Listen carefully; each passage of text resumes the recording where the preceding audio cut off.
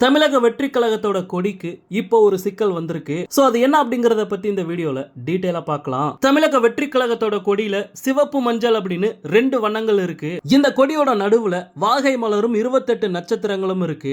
அது மட்டும் இல்லாம அந்த வாகை மலரையும் 28 நட்சத்திரங்களையும் 2 யானைகள் வணங்குற மாதிரி வடிவமைச்சிருக்காங்க. இந்த கொடியை தளபதி அறிமுகப்படுத்தின அடுத்த நாளே இந்த கொடிக்கு ஒரு எதிர்ப்பு கிளம்புச்சு. என்ன அப்படின்னா, இந்த கொடியில நீங்க யானையை பயன்படுத்தி இருக்கீங்க, ஆனா யானை எங்களோட சின்னம், சோ நீங்க யானையை பயன்படுத்த கூடாது அப்படின்ட்டு பகுஜன் சமாஜ் கட்சியினர் எதிர்ப்பு தெரிவிச்சாங்க.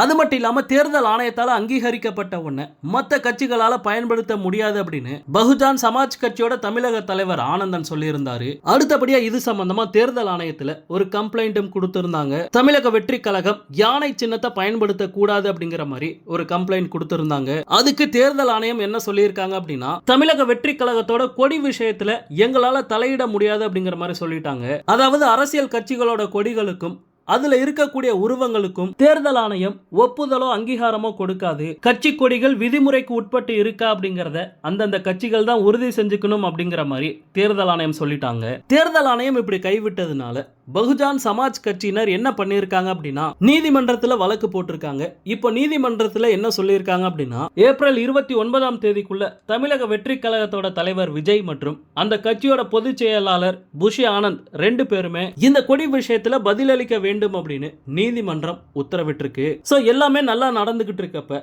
மறுபடியும் பழைய பிரச்சனைகள் தொடர ஆரம்பிக்குது. இத பத்தி உங்களுடைய கருத்து என்ன அப்படிங்கறத கமெண்ட்ல சொல்லுங்க. தளபதியோட எல்லா அப்டேட்டுமே மிஸ் பண்ணாம பார்க்க நம்ம சேனலை சப்ஸ்கிரைப் பண்ணி சப்போர்ட் பண்ணுங்க.